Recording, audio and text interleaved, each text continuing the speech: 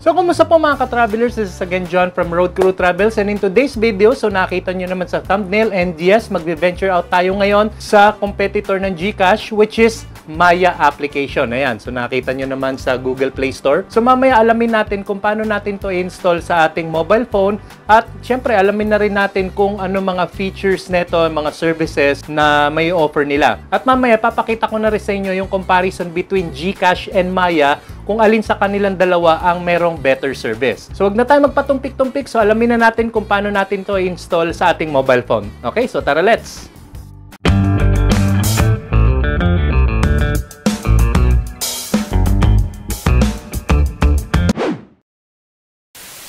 So yun po mga ka-travelers, so nandito na tayo sa ating mobile phone at papakita ko na sa inyo yung basic process ng pag-install ng ating Maya application.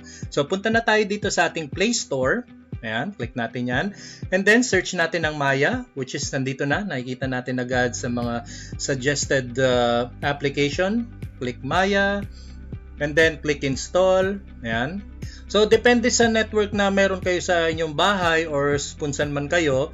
Kung mabilis ang inyong network connection, mas maigi, mas mabilis nyo ma-install ang Maya application sa inyong phone. So in my case, mabilis naman, wala pang 1 minuto.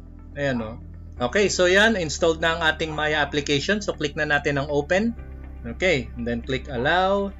And then click get started. Ayan.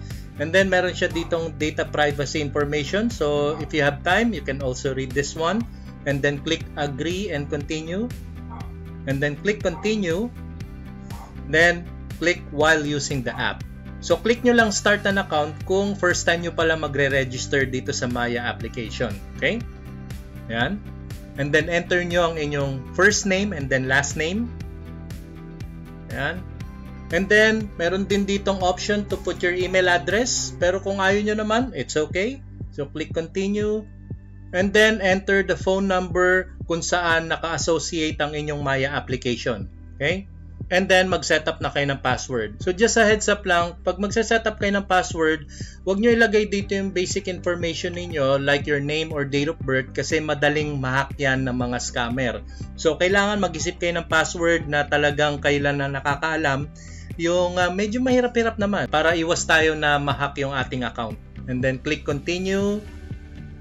And then, meron siyang mga terms and conditions dito and privacy policy. Again, if you have time, pwede nyo naman basahin yan. And then, click continue. And then, data personalization, pwede nyo namang i-enable yung mga promos and rewards nila, profiling, profile sharing, and etc. etc. And then, kung ayaw nyo naman, it's okay. And then, just click save. And then, after nun, makakakuha na kayo ng one-time PIN. And then, click verify. Yan. Click allow. And then, nandito na tayo sa ating dashboard ng ating Maya. Okay? So, ganun lang kasimple mga ka-travelers. So, makikita natin dito yung mga basic features niya like bank, cards. So, maybe this is the process kung gusto nyo makakuha ng physical card ng Maya.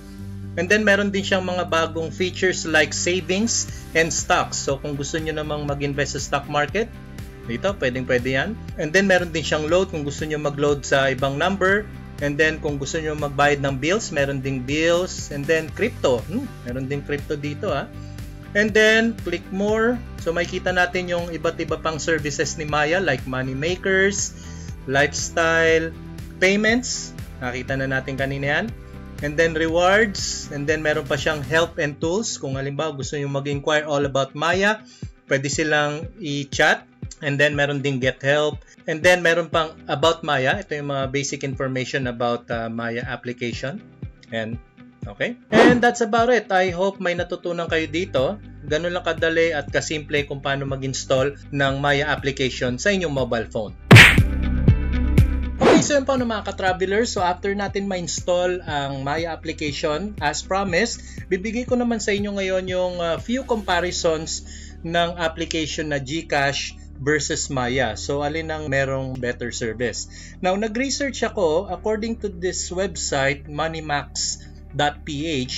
So, ito yung isa sa mga features ng Maya or before it was called PayMaya versus GCash. So, dito sa cash-in options nila, sa mga convenience stores, sa PayMaya, pwede ka mag-cash in sa 7-Eleven, Ministop, Alphamart, Lawson. So dito naman sa GCash, mas marami ang mapagpipili ang convenience store na pwede kang makapag-cash in. So other than sa nabanggit ko na, dito sa PayMaya, meron sila sa Shell Select, okay, sa GCash.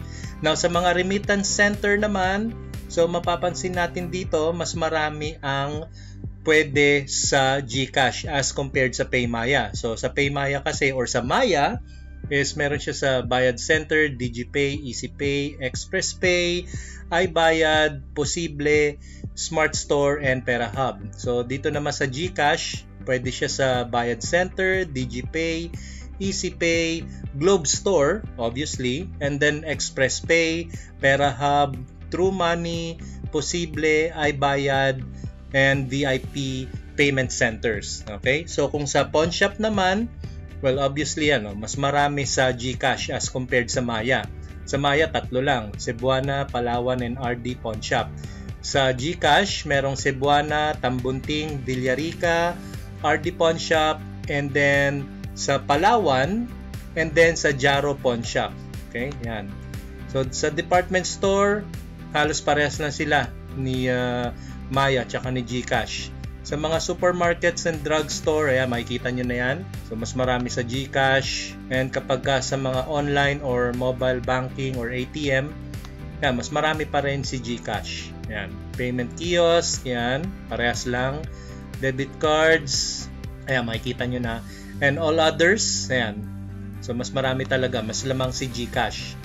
Now, kapag ka naman sa mga cash out options, ito yung mga branches na pwede sa GCash. Sa convenience store, wala si PayMaya or si Maya.